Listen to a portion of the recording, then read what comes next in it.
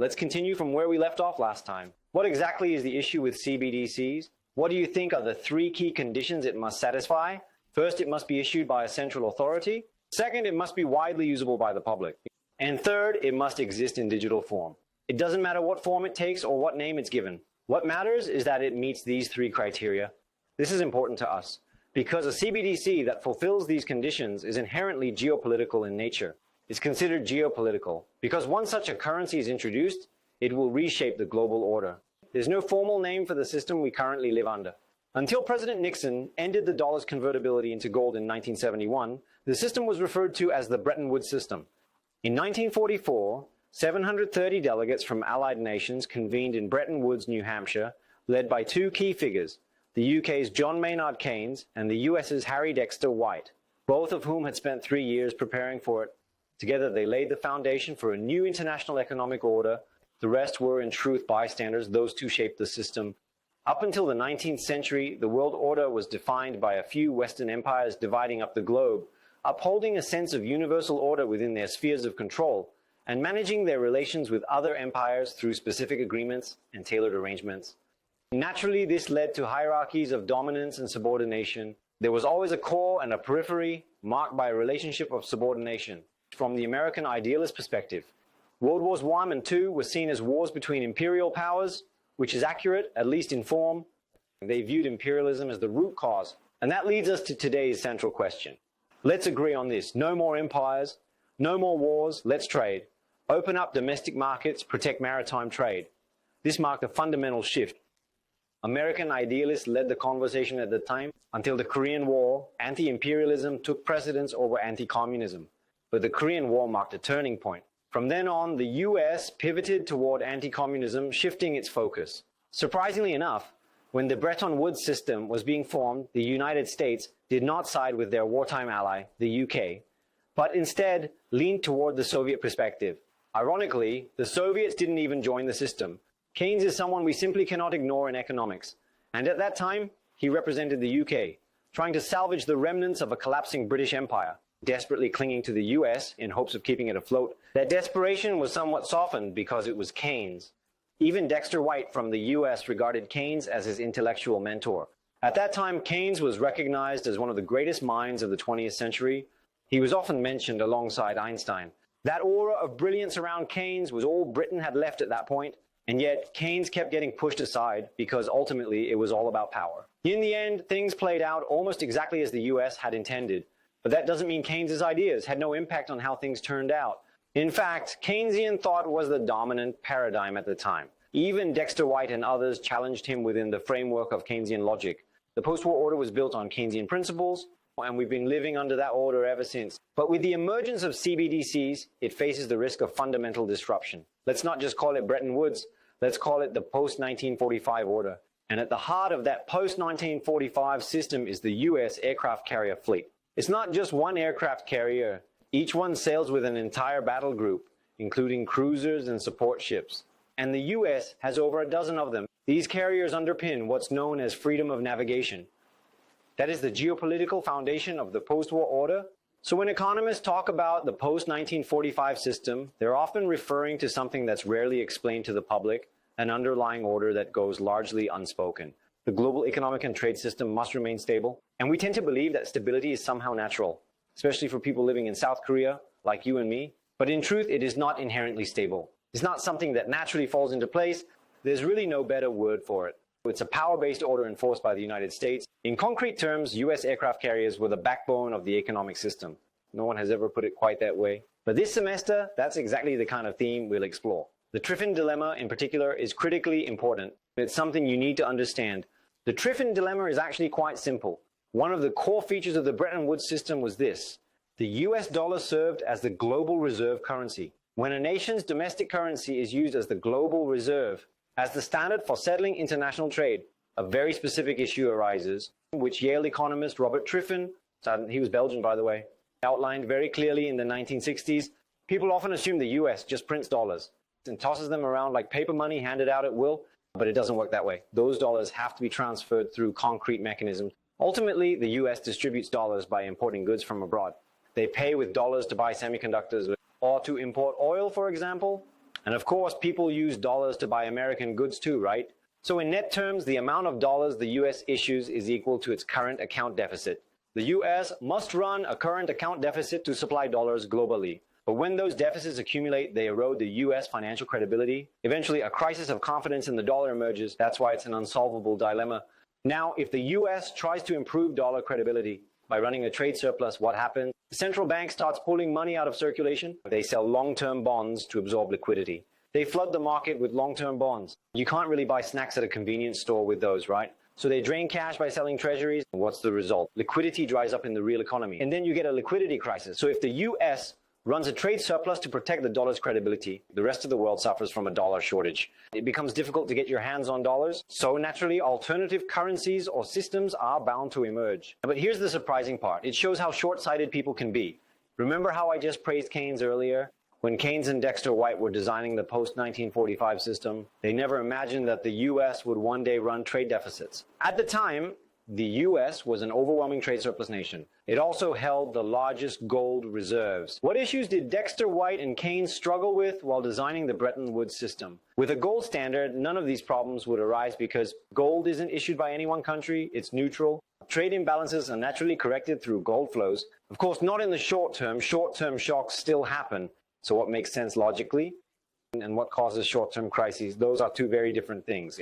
For example, there's this popular saying, anything offering up to 20% interest must be a scam. No, that's not a scam necessarily. In fact, fintech companies are aiming for 20% annual returns. But that's not the real issue. The problem with false theories is this. They suppress the curiosity needed for real understanding. That's the real problem when a crisis hits. When there's an attack on the market, you can't reach a stable equilibrium. All trades are flowing in one direction. It's either all buy orders or all sell orders. In finance, this happens from time to time. Someone has to intervene to stabilize the system. If no one steps in, the system breaks. In theory, such breakdowns shouldn't occur. All sell or all buy scenarios are impossible in theoretical models, but they happen in reality. If you think rationally, you might say, this price can't stay this low, it'll bounce back. But in that moment, reason stops working. That's when you need to freeze the system instantly, decisively. Then you should announce we're moving towards an orderly bankruptcy. We will manage a controlled collapse. That's the responsible course. But under a gold standard, managing a controlled collapse is very difficult. Imagine a COVID-style crisis under a gold-based global system. Let's say in 2020, gold was still the global currency. Then COVID hits, markets crash, and small businesses are on the brink of collapse. What happens under a gold standard? Public sentiment would freeze and everyone would become economically defensive. People stop spending. Then debt collection speeds up and more businesses go under. To avoid default, companies start selling off assets. They liquidate aggressively. That drives asset prices down even further. And that leads to even deeper contraction. All that comes in are sell orders flooding the market. And that's when ideas from people like Keynes become essential. Keynes' idea was simple. The state should inject massive liquidity from behind the scenes. If a few major countries around the world inject liquidity at once, people start to think, okay, the system isn't collapsing. Once that fear subsides, normal economic behavior returns. But if that doesn't happen, fascism rises and the world unravels. And that was the thinking behind the policy. And that's how the world managed to survive the COVID crisis. But now people have a new complaint. Those who owned apartments and crypto got rich. And those who held stocks got rich too. That naturally led to social backlash. So then came the need to control inflation. And that's hard, very hard. Once the referee changes the game's rules a couple of times, it creates the expectation that the referee must intervene every time. If politics could intervene in moderation, solve the crisis, step back, and let natural order take over again, which would be ideal. But humanity hasn't figured out how to do that yet. When the Bretton Woods system was created, Keynes and Dexter White never imagined the US would become a trade deficit nation. Keynes believed that imbalances should be the creditor's responsibility, let the strong carry the burden. But Dexter White's idea was the opposite. The debtor is to blame, penalize the one who overspends and undersaves. Both positions had their own logic, but ultimately both were defending their own national interests. Dexter White represented the US that seemed destined to remain a creditor nation forever, while Keynes represented a collapsing empire. He tried to shift responsibility to creditor nations on behalf of Britain, then a debtor nation. Yet within just 20 years, the US became a debtor nation. If Dexter White had foreseen what Triffin would later explain, that by being the reserve currency, the US would have to supply dollars, and that would inevitably turn it into a debtor nation, what might he have done?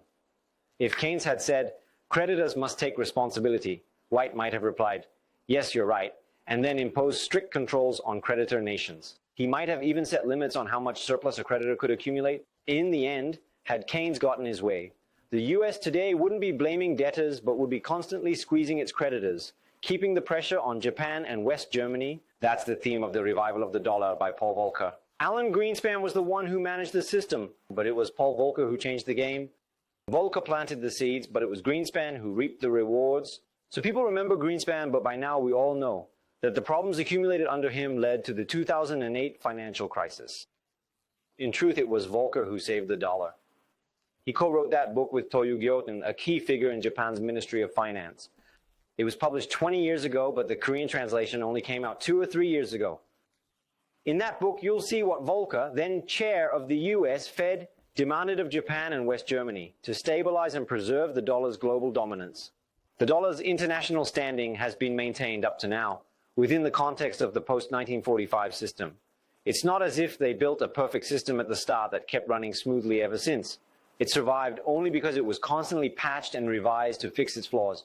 Japan and West Germany may feel it was unfair, but they benefited from not having to fight wars, not spending on defense, and relying on the US nuclear umbrella.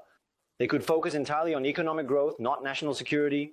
So when the US comes in and says, hey, this poker table's collapsing, this house is about to fall apart, they'd respond, we've made a lot here, so yeah, we'll chip in to keep the house standing. The US is the only one who's both running the game and playing in it. It's like being both the referee and the star player in a basketball game. Pretty sweet deal, right? You can imagine how unfair that must feel to the others. And sure, it was unfair, but then the US turns to West Germany and Japan and says, how about you take over as a reserve currency issuer for a while? But both Germany and Japan refused. We don't want to take on the role of a reserve currency issuer. Why not? What does it actually mean to be a reserve currency issuer? Are Germany and Japan surplus nations or deficit nations? They run trade surpluses. So if yen and marks become widely used, what does that imply? According to the Triffin dilemma, it means they'd have to start importing massively. And if they import that much, it might sound like just scoop up global wealth like the US, but it's not that simple. You're essentially exporting your own country's jobs themselves. People with just a high school diploma, who don't have specialized skills, who could once find stable, decent jobs, wouldn't be able to find them today. That's the struggle the US is now facing. Why should we care about geopolitics? Because it's a game we don't get to play. We are not one of the players. Unfortunately for us, Korea is not a country that defines the global order. From the very beginning, we were never chosen to be part of the geopolitical game. As a result, we tend to be indifferent to it. But can we afford to be? Absolutely not. Geopolitics sets the foundation of all systems. Once set, that order lasts for 30 or 40 years. In the span of a lifetime, even one change can make a huge difference. For some people, that geopolitical configuration defines their entire life. Trying to act against that order is usually meaningless. It's a futile effort, but no one in Korea seems to stress this point, and that's deeply unfortunate. And when people ask, will the US just let Bitcoin exist? What they really mean is, does Bitcoin fit into the current geopolitical order? That's the real question being asked. It's actually an excellent question, but the assumptions behind it are flawed. We should be saying, you think the order is fixed? Geopolitics is constantly evolving. Now, the original reading for today is The Return of the Jungle. It argues that the US-led liberal world order was never a natural phenomenon. Over the past 70 years, trade became relatively free. Individual rights have been increasingly respected, and nations collaborated peacefully to a surprising degree. But all of this was highly exceptional. So what's the first mindset we need to study geopolitics? The order we live under right now, whether we like it or not, whether we accept it or not. We must recognize that this is highly exceptional, not the rule. But people often think of geopolitics as something natural, as if it were the air they breathe. That's the inertia they carry, so they feel it's okay to be indifferent.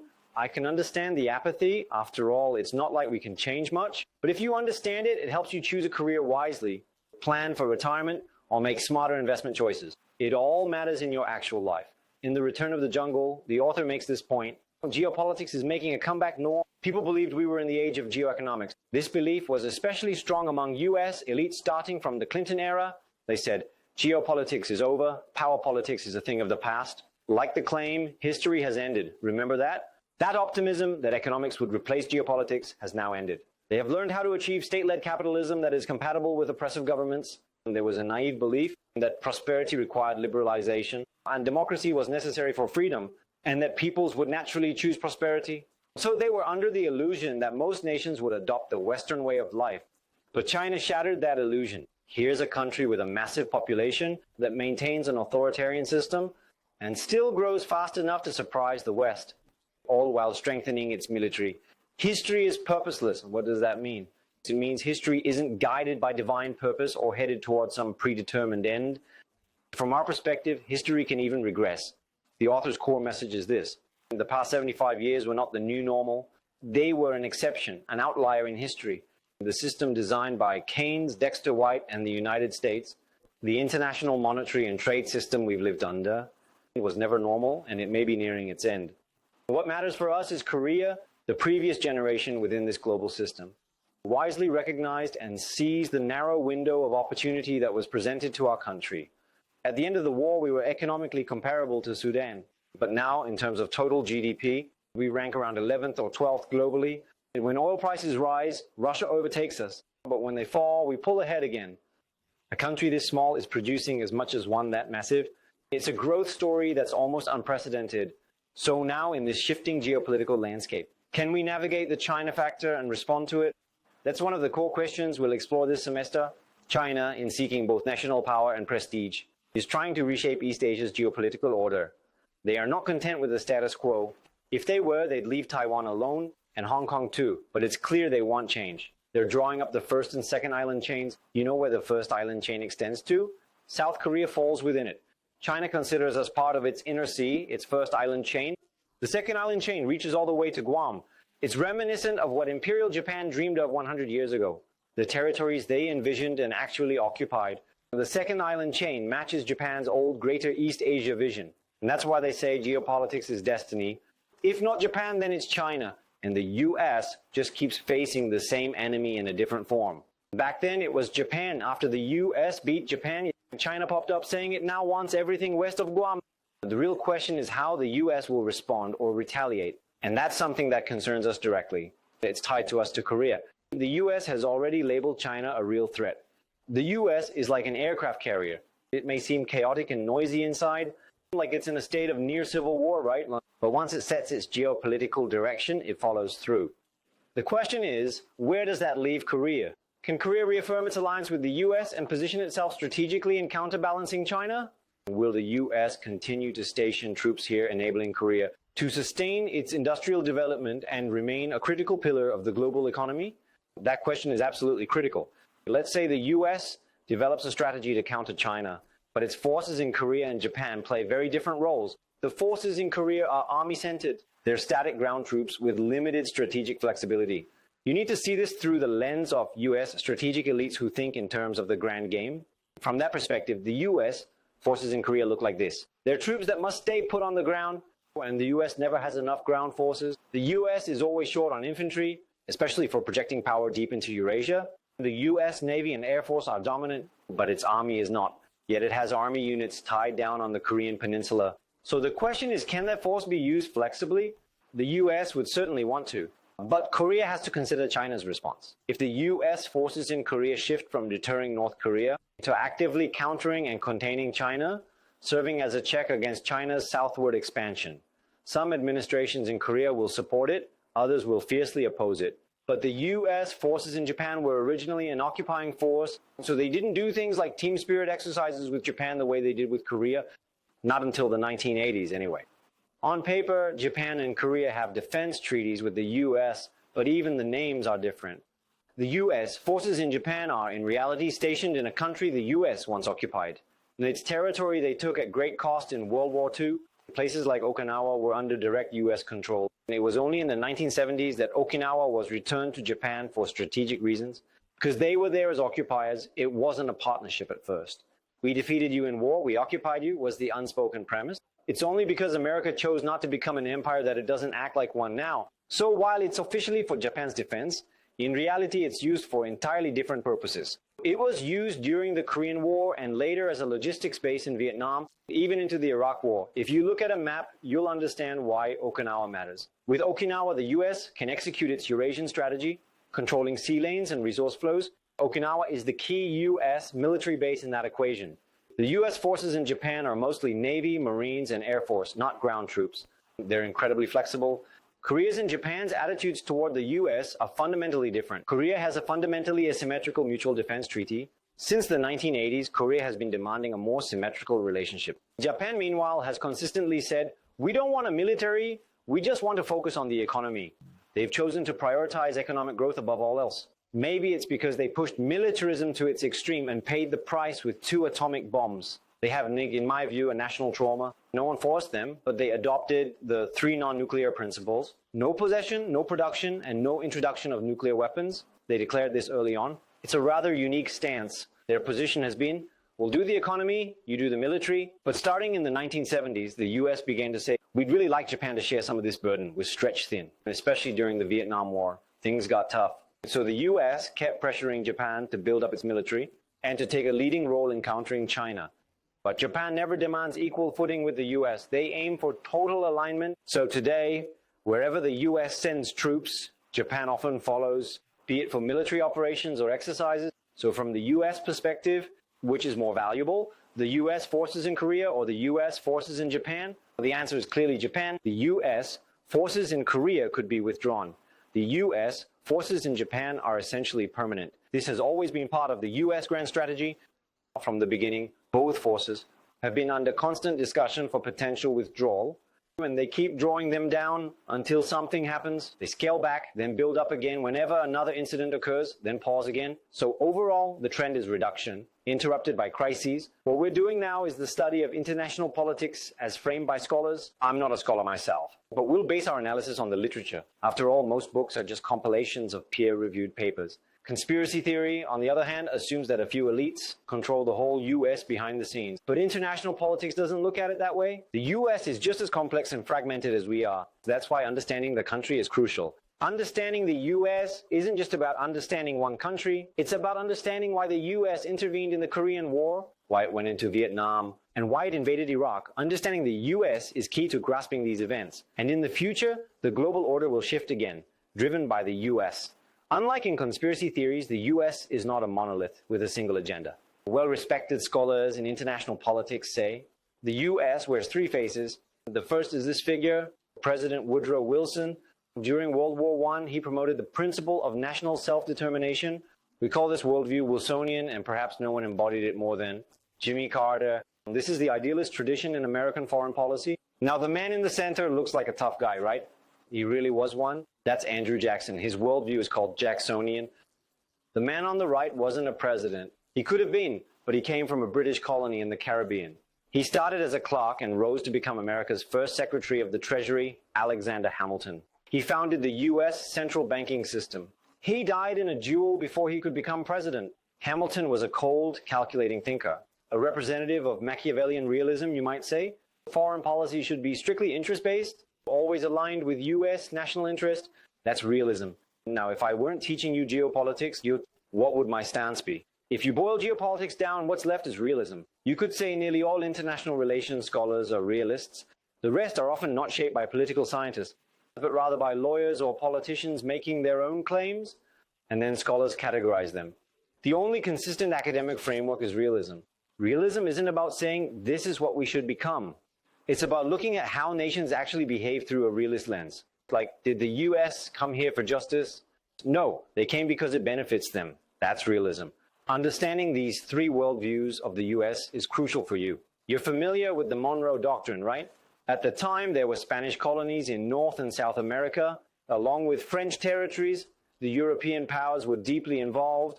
President Monroe, leading this newly independent and still fragile United States, drew a line and said, European powers, stay out of the Western Hemisphere. This is our sphere of concern, but we don't call that Monroeism. We associate it with the Jacksonian tradition. This man here, he killed 7 men in duels before becoming president. When he died, he still had 2 bullets in his body, one from a duel, one from a failed assassination attempt. The man was a hardcore warrior. He represents the don't mess with us side of the US that stands for retaliation. He led the westward expansion and tried to negotiate with native tribes. But when they broke treaties and killed settlers, Jackson wiped them out genocidally. Not all the US presidents committed such acts. It was Jackson did it. But he had another side too. He was elected in a radical populist way Previously, only elites held power. He expanded voting rights to all white men and had a deep hatred for the central bank and for elites. Anything tied to elites or the privileged classes, Jackson opposed it instinctively. Sound familiar? He's quite like Trump, actually. Their rhetoric overlaps in many ways. You can think of each US president as a variation on this triangular theme. Henry Kissinger outlines this framework in his book, Does America Need a Foreign Policy? It explores the underlying nature of US politics. Now, do these figures really speak in only one voice? Does Hamilton only talk about interest? Wilson only about ideals, only about global freedom and peace? And Jackson only says, don't touch the US or you die? Not at all. Just like none of you are one-dimensional, neither were they. That's the most important point. We're looking at how international relations scholars categorize behaviors. That doesn't mean those leaders only behaved this way. They were a mixture of all three. But why am I telling you this? Because when you observe US behavior, you can think of it this way. These three frameworks are dancing with each other, producing variations. That's how you avoid conspiracy theories and approach geopolitics with a cool analytical mind. With three archetypes, you get infinite combinations. So let me ask you, using this framework, these two often work together, these two. They hate the idea of balance of power. Power dynamics balance, they don't believe in that. So they tend to view the world in terms of good versus evil.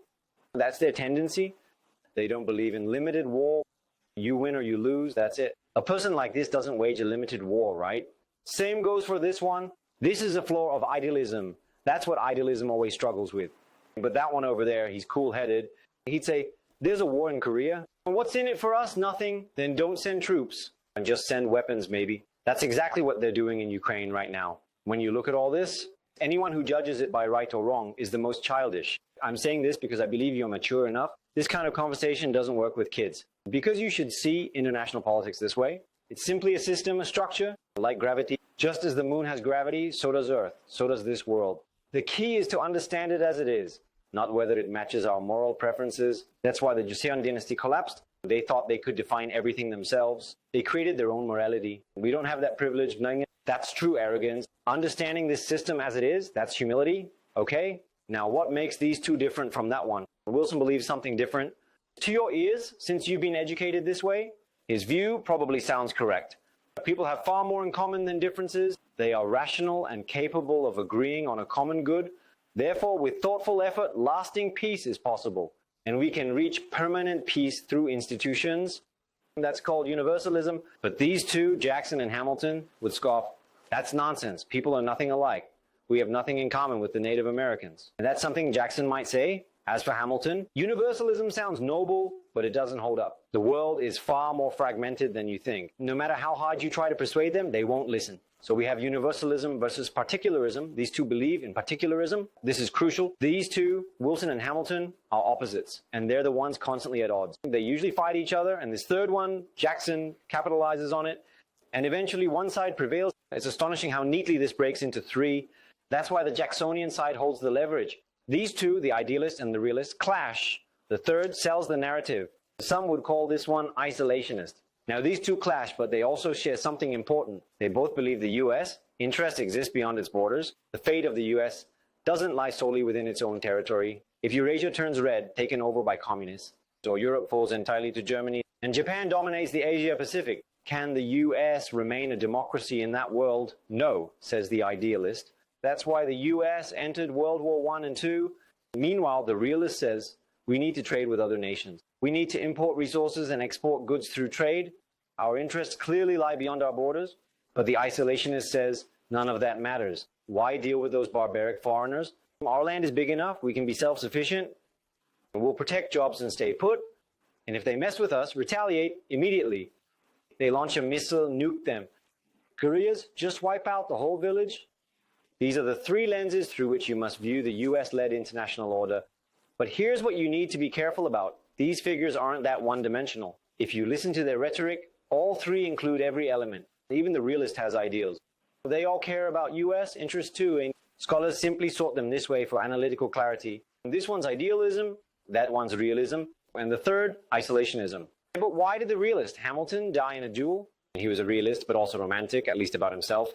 If he had been a true realist, he'd have said, this duel gives me nothing, why fight? He lived as a full-on romantic, not a pure realist.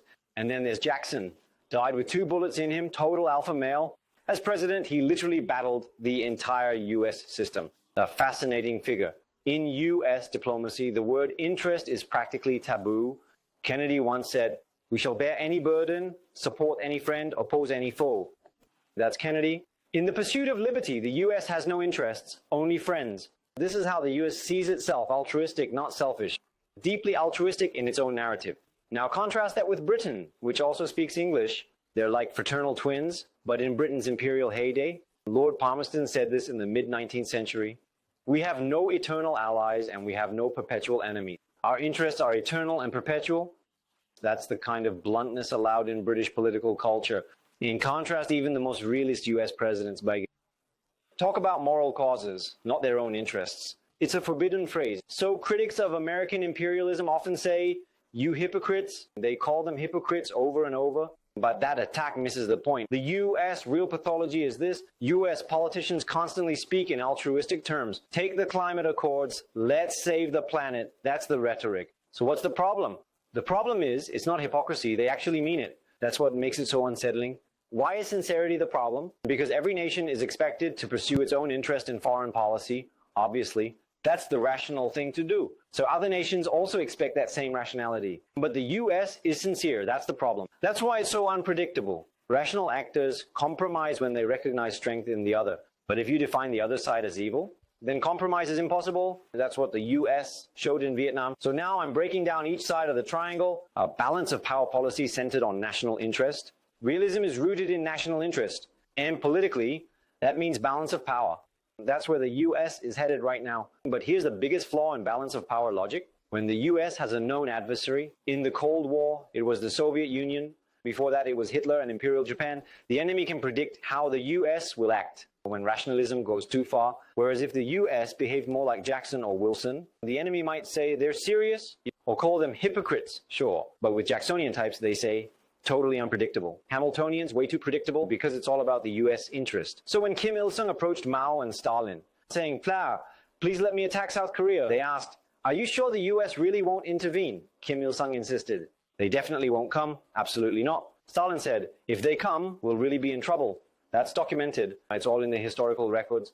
Even Mao sided with that. Looks like we can go ahead, the US won't respond. Why? Because the US was moving under a setup crafted by George Kennan, a leading realist strategist who shaped American diplomacy at the time. Now, if I'm a realist and I act like I have unlimited resources, then I'm not a realist, I'm a madman. Idealists don't really care about resources. The means don't matter, the goal is what counts. Jacksonians, they don't think about any of that. You attack me, you die, that's it. Realists say, sure, I have ideals, but do I have the resources to pursue them? Because resources are limited, vital interests must be prioritized. They must be defended above all else. Other interests are secondary, good to maintain, but expendable when a crisis hits. Then there are areas outside our national interest. When you think this way, the enemies can anticipate your moves. And clearly the Korean Peninsula wasn't seen as vital by anyone, Madi. You live in Korea and benefit from all of this. So it's hard for you to view it objectively, but try seeing it from the US perspective. From their view, US involvement in Korea is a mystery, and once they got involved, they deeply regretted it. That's the US for you. The administration changed from Democrats to Republicans because of the Korean War. Then 10 years later, they did the same in Vietnam and regretted it all over again. It's ridiculous, isn't it? They keep making the same mistakes. So Mao and Kim Il-sung made a rational judgment. They won't intervene. If we finish fast, they won't show up. But Truman, woken from sleep, was like, we're going in. The US intervened within 72 hours decisively. Truman, the realist, suddenly turned Jacksonian. Oh, that's how you want to play? Fine. That was the mindset. And that is the core problem with rationalism. Have you seen the movie Nobody? That movie is a brilliant representation of the Jacksonian worldview. You'll understand what Jacksonian really means. Here's this scene where the main guy just looks like a total nobody. His wife is a somebody. Everyone else around him is a somebody, but he's the only nobody. But the message is these nobodies, normal Americans, they're the real somebodies. And those elites, they're nothing but fakes. In one scene, he's on a bus and a gang of Russian thugs harass a woman. He's in a bad mood that day. He'd been humiliated, and when he goes to get revenge, it turns out the robbers were desperate, hopeless Hispanics with a baby. So he doesn't go through with it. He leaves, punches the wall in frustration. Then he gets on a bus and sees some Russian gangsters harassing a woman. He's literally praying, please keep going. And then he flips, now you're dead. He locks the bus and takes out all 7 of them. He absolutely wrecks them by himself. You know Home Alone, the movie they show every Christmas? That's the American spirit. The US fights on its own. You mess with us, we hit back. And at the end of the movie, he burns the whole world down. It's just you and me now. You want to go, bring it on. That's it, against the Russian mob. George Kennan, the realist strategist behind the Cold War, said, dealing with enemies is simple. Fight or don't. But dealing with allies, that's the real headache. And for 70 years, the US has been stuck with that headache. It's not the enemies who torment the US, it's the friends. Enemies are easy. You fight, negotiate, or draw a line. That's why Jacksonians don't like having too many friends, messy and complicated. Just ask, are you the enemy? And then take them down. Draw a line and say, cross it and you die. These are the three faces of the US. I don't need to explain the flaw in this. Just watch the movie, you'll see the problem yourself. It looks cool, but it means burning the whole world down. There's no logic to it. You humiliated me, you insulted me, you're dead. One of the biggest questions I had in my 30s was, why did the US have to use nuclear weapons on Japan? I watched all the BBC World War II documentaries. There were some logical explanations, but somehow parts of it just didn't add up. They were throwing around numbers, how many would die under a blockade. But after watching Nobody, I realized, why was I even looking for a rational answer? Using a nuke is not a rational act. They got hit at Pearl Harbor, they had to retaliate. That was the US Jacksonian phase. It was pure revenge. Take this, you bastard.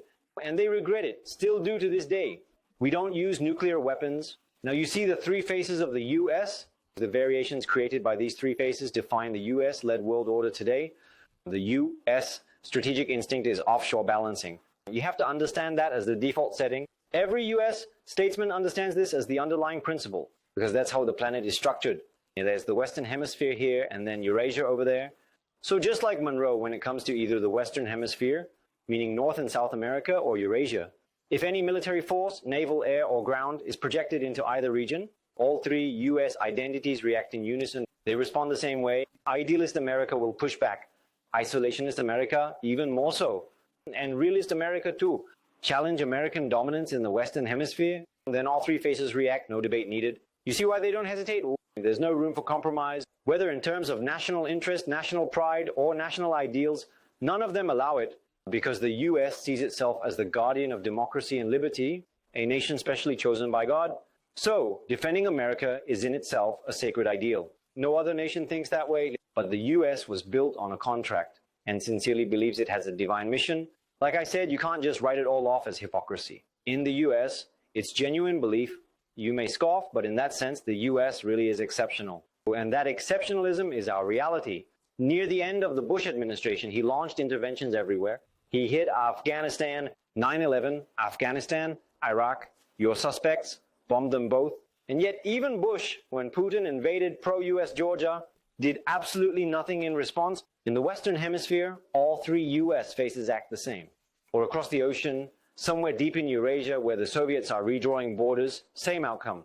Not even the idealists said, hey, the Soviets hit Georgia, let's go build democracy there. No Jacksonian says, let's go all the way there and retaliate. Realists, they say even less. What can we do? We don't have the capacity. How come they don't have the capacity to spread out a map of Eurasia?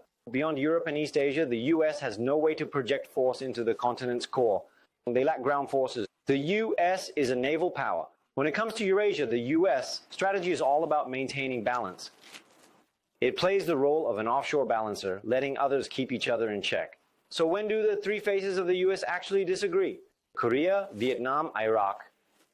Even in Ukraine, there's not much fierce internal debate. They're mostly letting it be. You don't hear cries of full-scale advance from the US. But Western Europe, that's a different story. There, these three positions diverge. There's room for disagreement, but if Eurasian powers try to cross into the Americas, then all three US faces will react the same way. Their limits lie right around the Soviet frontier, so they leave that alone. There's no sharp conflict among them over that. Even before becoming president, Truman often spoke about abandoning universalism. He was letting go of that ideal. After World War II, the US had no real intent to impose its ways on others. Whether it was Germany or Japan, they didn't plan on reshaping them completely. The main focus was on containing the Soviet Union. Roosevelt had been way too soft on the Soviets, which made Stalin way too bold. Truman took over and probably cursed his predecessor under his breath. Stalin, that guy can't be trusted. Roosevelt really put way too much faith in him. That was the sentiment. Especially since Stalin was busy swallowing up Eastern Europe. So the US gave up on universalism, even when regimes blatantly violated human rights. Take Tito, for example, in Yugoslavia. Sure, he was a communist. And sure, he massacred 400,000 political opponents, but they said, don't make him a problem. He's standing up to the Soviets. That's where Titoism came from. After the Soviets helped set up a communist regime in Yugoslavia, but Tito, though a communist, was a nationalist who defied Moscow. Yes, a glimmer of hope, a ray of light is breaking through. And they thought maybe China will go the same way. But while they hesitated, China fell to communism. So the US across the board went into panic mode. You idiots, what were you doing while China turned communist? And then criticism came flooding out. Here's what was said. And this is pure realism. But we didn't interfere. We didn't pick a regime that suited us. A State Department report analyzing US policy in occupied Japan stated, the United States cannot impose a pro-Western orientation on Japan or any other foreign population. They weren't strong enough to make it happen. That meant abandoning universalism. Truman abandoned it outright. As for Roosevelt's embrace of the Soviets, it was because the US lacked ground forces. They needed the Soviets to fight the Nazis. The US focused on what it did best to achieve its goals. It had technology and industrial resources. This was called the arsenal of democracy to protect democratic forces from the Nazis and Japanese militarists. So we would supply weapons, lend money, and lease military equipment. That was the model. Since the US didn't have a large army, it didn't send one. Roosevelt understood this, so he tried to win over the Soviets. He persuaded and courted them. He wanted them to take on the Nazis, but the Soviets signed a non-aggression pact with Hitler. Later, they ended up fighting. Roosevelt gave them massive support. His advisors warned, don't trust Stalin, don't trust the Soviets, you need to stop. But he kept going because the US couldn't project ground forces into Eurasia to defeat Hitler or drive out the Japanese from Manchuria. They had to rely on Soviet forces. And that strategy paid off in the end for everyone. US soldier killed, 17 Germans died, and 70 Soviet soldiers died. So was the US successful in World War II? This is typical of the US behavior. Look at what they did in World War II. Offshore balancing was the most stable strategy the US could adopt, but they refused to compromise with Hitler. They didn't say pull back from France and just go home. Even after crushing Japan at Midway, Japan kept asking for negotiations. They stalled to negotiate from a stronger position, then got nuked. The US never said leave China, keep Manchuria. It's fine if you hold on to Korea or Taiwan, just don't push any further. They didn't do that. They destroyed everything instead. See, the US, it has deep-rooted anti-imperialist sentiment. Americans believed we got dragged into this war because of imperialists. So after spilling so much blood, was it just to save the British Empire? That wouldn't fly. So the US officially demanded that Britain dismantle its empire. And did the world get better after empires fell? American idealism often creates unintended chaos. It's naive. The most important rule in geopolitics is that there is no vacuum. In the regions where the US dismantled the French, British, and Japanese empires, they've been entangled in conflicts for 70 years. Let's be honest, if the US had negotiated with Japan, would we have needed the Korean War? If the US hadn't smashed British and French imperialism so thoroughly, would there have been a Vietnam War? No, they created a mess they couldn't contain and got stuck in it for 70 years. That's the story of the US. Why? Because it has three faces. One is hard-headed realism. Then there's the Jacksonian, strike back if you're hit. And then there's the idealist who says, we are beings striving toward utopia. We can reach it through dialogue. Let's create institutions, let's build the UN and turn it into a kind of global parliament. We'll establish international law and that'll make everything work. So we'll draw lines in the ocean. And each country will follow the rules, but they don't. So who has to step up? We do. That's idealism. When thinking historically, you have to consider counterfactuals. If the US had negotiated reasonably with Japan to maintain offshore balance and just contained Germany, the Soviet Union wouldn't have risen.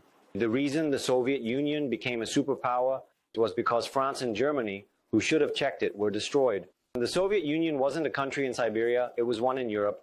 Siberia was just its logistics and resource base. They were a country in Europe, but if Germany and France had stayed strong, they couldn't even move. But with Germany and France flattened, they could expand westward. And if Japan had been left alone, Mao never would have unified China. Most of China would likely have remained under the nationalists. And the Soviets wouldn't have made it into Manchuria. Maybe today we'd be giving this lecture in Japanese. You might not like the sound of that. Especially for those raised under nationalist education, it's tough to have this conversation. But that's exactly why we have to study geopolitics. Shall we stop here for today? Next time, we'll dive into the Korean War and the Vietnam War. Very exciting topics. See you next week. Thank you all for your attention.